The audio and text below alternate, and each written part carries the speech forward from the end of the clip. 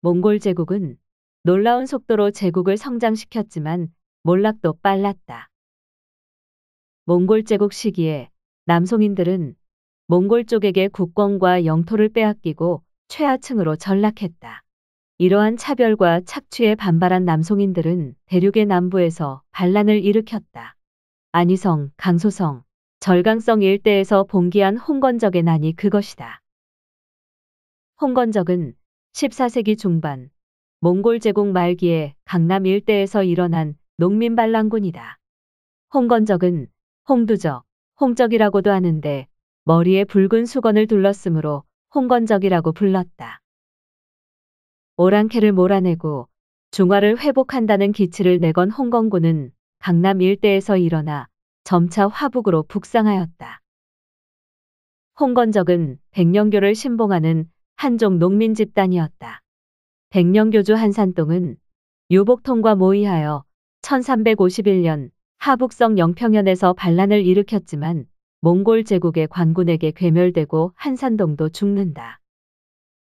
후에 그의 아들 한리만은 유복통의 추대를 받아 자신이 송나라 휘종의 8세손이라며 안위성에서 송을 건국하고 몽골 타도에 기치를 올렸다. 고려 조정은 이러한 홍건적의 정세를 감지하고 있었다. 1355년 공민왕은 몽골의 요청에 따라 유탁, 최영, 최원 등의 장수와 함께 고려군 2만 3천을 양자강 일대에 파견했다. 고려군이 맞닥뜨린 홍건적은 장사성의 무리였다. 고려군은 장사성이 점령한 고우성을 함락 직전까지 몰아붙였고 육합성을 함락시키는 등 혁혁한 전과를 올렸다. 고려군은 회안로로 이동하여 여러 차례 전투를 벌였다. 최영 장군의 고려군은 장사성 군사와 치열하게 싸워 27전 27승을 거두었다. 이 전쟁 후 소금 밀매상 출신의 장사성은 강소성 남부와 절강성 일대를 차지했다. 그리고 전쟁 후에 장사성은 공민왕 6년부터 사자를 보내 고려에 조공하고 바짝 엎드린다. 요즘 들어 중화의 일이 많아 백성들이 도탄에 빠진 것을 참지 못하고 마침내 회동에서 궐기하여 다행히 오의 땅을 차지하였습니다. 그러나 서쪽의 도적대들이 마구 설쳐대며 백성들을 잔인하게 학대하니 비록 뜻은 그들을 소탕해 버리고 싶지만 언제 이룰 수 있게 될지 모릅니다. 익히 듣기로 고려국왕께서는 도가 있으시어 온 나라의 백성이 생업에 편안하다고 하니 잠옷 사모하는 마음에 각별한 기쁨을 느낍니다. 여기서 말한 서쪽의 도적대는 주원장을 말한다. 장사성이 고려에 사신을 보낸 횟수는 모두 13회에 달한다. 고려가 한반도에만 있었다면 장사성이 이렇게 공을 들여서 고려에 바짝 엎드릴 이유가 전혀 없다. 장사성뿐만 아니라 방국진, 주원장 등 홍건적 군벌들은 고려에 모두 앞다퉈 조공하며 눈치를 살폈다. 5월 경자, 태주의 방국진이 사람을 보내 토산물을 바쳤다. 갑인, 회남의 주평장이 만호 허성을 보내 갑옷과 창을 바쳤다. 한편 1357년 송나라의 실권을 장악하고 있던 유복통은 몽골에게 멸망한 남송의 복수를 다짐하며 한족의 중화를 회복하자고 외치면서 북벌을 단행한다. 홍건적은 군대를 4개의 병력으로 나누어 유복통이 이끈 중노군은 하남성을 차지하고 개봉으로 천도했다. 북노군은 관선생, 파두반 등을 대장으로 하여 산서성으로 진출하고 서로군은 대도오와 백불신을 대장으로 하여 섬서성 관중 지방으로 이동하여 세력을 넓히고 동노군은 모귀의 지휘하에 산동 방향으로 진격했다. 그 가운데 관선생과 파두반 등이 이끈 북노군은 1358년에 원의 도읍인 상도와 대도 공격을 감행하였다. 이들이 1359년과 1361년 두 차례에 걸쳐 고려를 침입한 홍건적의 핵심 세력이다. 당시 홍건적의 진격 경로는 다음과 같다. 지정 18년에 관선생, 파두반 등이 다시 그 군사를 둘로 나누어 하나는 강주를 나가고 하나는 심주로 나갔다. 태행을 넘어 요주와 로주를 격파하고 드디어 긴영을 함락하고 보정을 공격하였으나 이기지 못하고서 완주를 함락하고 대동, 흥화 등 세외의 여러 군을 약탈하였으며 상도를 함락하고서는 여러 궁전을 파괴하고 요양으로 옮겨 약탈하였으며 고려에 이르렀다.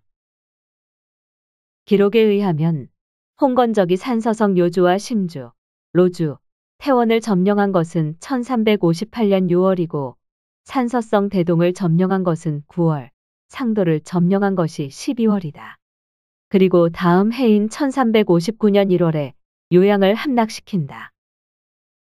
현재의 통설대로라면 보병 위주인 홍건적이 산서성 북쪽 내몽골의 상도에서 몽골군의 저항을 뚫고 동쪽으로 진격하여 한 달 만에 요녕성을 점령한 것이다. 이 홍건적이 20여만의 대군을 거느리고 산서성 북쪽의 상도에서 하북성을 넘어 요녕성을 거쳐 압록강을 건너고 다시 천리를 남진하여 고려의 황도인 개경을 점령했다는 얘기다. 홍건적의 목표는 몽골의 타도에 있었다. 홍건적은 몽골의 황제가 있는 대도 점령을 눈앞에 두고 왜 머나먼 동쪽으로 방향을 틀었을까? 홍건적의 봉기와 침략의 무대는 고려의 강역과는 관련이 있어도 한반도와 관련이 없었을 가능성이 크다. 현재 진화 학계의 통설은 현재의 북경이 원나라의 대도였고 중도는 장가고시 장북현이며 상도는 북쪽으로 195km 떨어진 내몽골 자치구 시린거러맹 정남기라는 것이다. 그러나 이러한 통설은 현재의 북경을 대도로 규정하기 위해 억지로 꿰맞추기 위해 조작되었을 가능성이 크다. 1307년에 편찬됐다는 대원 혼일 방여주람에 기재된 혼일 제도 지도를 보면 대도, 상도, 중도의 위치가 현재 비정된 위치와 전혀 다르다. 상도는 환주 동쪽에 있는데 온 지역이 모두 소나무여서 천리 송림으로 불린다. 쿠빌라이가 개평부로 일컫다가 이윽고 상도로 올려 일찍이 그곳에서 피서하였고 궁궐과 시사의 웅장함은 대도와 대등하다. 그리고 동경은 곧 요양으로 쿠빌라이가 요양 등 각 곳에 행성을 개설하여 통솔한 로가 7이었다. 거란국지에 붙여져 있는 거란지리 지도에는 황하가 남쪽으로 흐르는 굴곡 지점의 북쪽인 내몽골 지역에 송림 수천리라고 그려져 있다. 이곳은 음산 산맥 일대로 당시 그곳에 소나무 숲이 수천리 이어져 있었다는 것이다. 바로 이 지역에 상도가 있었기 때문에 홍건적은 산서성을 따라서 북진한 것이다. 상식적으로 상도는 몽골의 원래 수도였던 카라코룸과 가까이 있어야 합리적이다. 그런데 명청시대에 이르면 송림 수천리와 상도는 동쪽으로 이동하여 나나 상류에 위치한다. 명나라에 의해 지명이 동쪽으로 이동된 것이다. 혼일 제도 지도를 보기 위한 기준점은 하동과 하서이다. 황하를 기준으로 하여 동쪽인 산서성을 하동이라 하고 서쪽인 섬서성 일대를 하서라고 불렀다. 상도는 하북성 북쪽이 아니라 산서성과 섬서성 북쪽에 있었을 가능성이 크다. 홍건적이 점령에 실패한 원나라의 수도 대도는 현재의 북경이 아니라 더 서쪽에서 찾아야 한다. 지도상의 동경은 하북성에서 찾아야 한다. 산동의 북쪽에 있는 동경을 요녕성의 요양이라고 보기에는 거리상으로 너무 멀어 합리적이지 않다. 당시의 요동은 지금의 하북성 일대였고 이곳이 원나라의 동령로를 포함하는 요양행성이었을 가능성이 크다. 홍건적이 산서성 일대와 상도를 약탈하고 있던 1358년 공민왕은 근무지를 이탈하고 왕을 아련하기 위해 올라온 신하들을 하옥시킨다. 왕이 노하여 말하기를 지금 국가에 어려운 일이 많아 서쪽으로는 홍건적, 동쪽으로는 왜구의 우한으로 연해와 변경의 백성들이 편히 살지 못하고 있는데 너희들이 어찌 감히 제멋대로 관할 지역을 이탈하였는가? 라고 하며 즉시 하옥시켰다.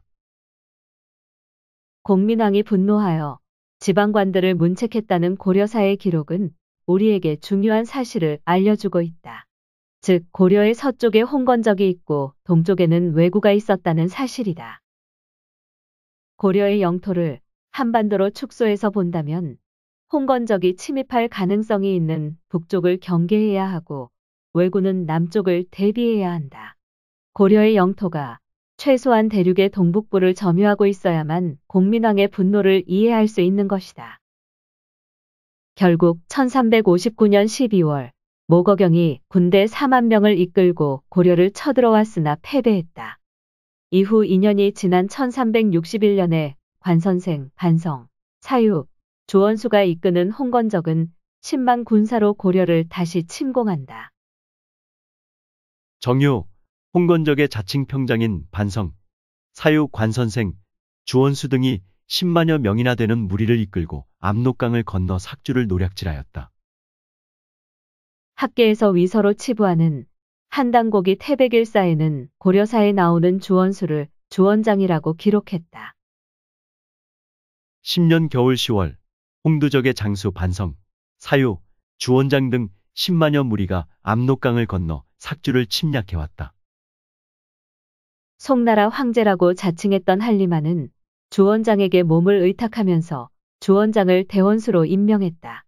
주원장은 진우량, 장사성 등 홍건적 군벌들과 치열하게 전쟁을 치렀지만 강남 일대를 벗어나서 싸운 기록이 없다.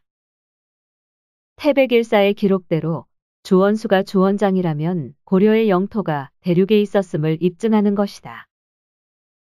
11월에 공민왕은 몽진하고 홍건적이 황도를 점령하였다. 이때 고려군은 20만을 동원하여 황도를 되찾았는데 이성계의 친위대 2,000명이 혁혁한 공을 세우고 관선생과 사유의 목을 베었다. 우리 태조가 휘하의 군사 2,000인으로 먼저 올라가서 홍건적을 크게 격파하였다. 해질 무렵 적의 괴수, 사유, 관선생 등의 목을 베니 적의 무리가 자기들끼리 서로 밟고 쌓여서 쓰러진 시체가 성 안에 가득하였으며 목을 벤 것이 무릇 10여 만이었고 홍건적이 고려 황도에서 죽은 자만 10여 만이라고 했다. 사실상 전멸한 것이다. 양자강 일대의 홍건적이 수천리를 이동하여 머나먼 반도 땅에서 전멸했다는 이 기록을 우리는 어떻게 이해해야 할까?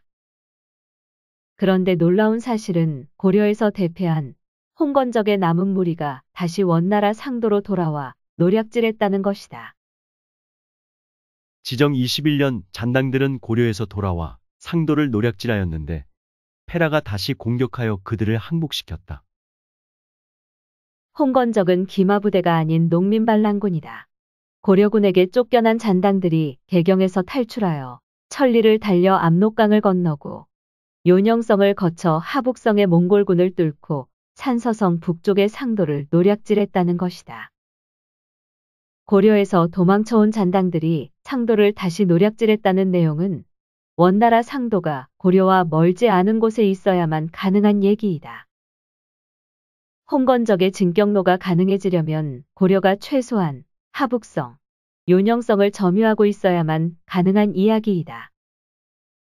고려왕조에서 기록한 실제의 역사서인 고려왕조실록은 전해오지 않는다.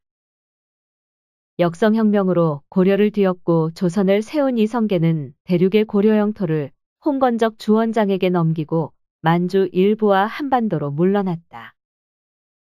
조선의 집권 세력은 이런 치부를 감추기 위해 왜곡된 고려사를 편찬하고 고려의 지도 한 장 남기지 않았다.